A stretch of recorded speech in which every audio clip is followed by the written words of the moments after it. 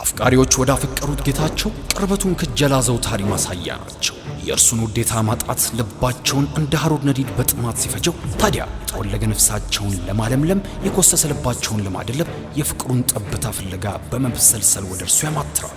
እርሱ ጋር ሌላ ምንም ነገር ሳይኖር በፊት አላህ ነበር። እንዲያ ነው ነቢዩ ሰለላሁ ዐለይሂ ወሰለም በሰሒሕ አልቡኻሪ በተዘገበው ሐዲስ የነገሩ። እኛም በአላህ ድብቅ ዕውቀት ውስጥ ነበር፣ ከተደበቀው ጋር ተደብቀን ነበር።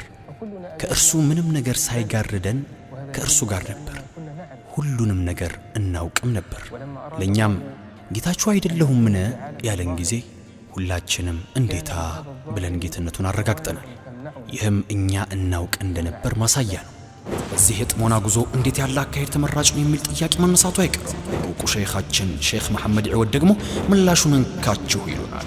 ሼኹ የታላቁን ኢማም የኢማም አልሐራዊ መናዚር አሳኢሪን የተሰኘውን ኪታብን በተዋበ ትንታኔ ዘመንን በሚመስል ምጡቅ ዳሰሳና ማራኪ አቀራረብ ያቋድሱናል። ሁሌም ለተመልካቾቹ ውዱን የሚመኘው አልፋሩቅ አልማዕሪፋ ዩቲዩብ ቻናል ደግሞ ይህንን ፕሮግራም በአማርኛ ቋንቋ ተርጉሞ ለተመልካቾች ያዘጋጀ ሲሆን ፕሮግራሙ ዘወትር ሮብ ከምሽቱ 12 ሰዓት ላይ ወደ እናንተ ይቀርባል። አልፋሩቅ አልማዕሪፋ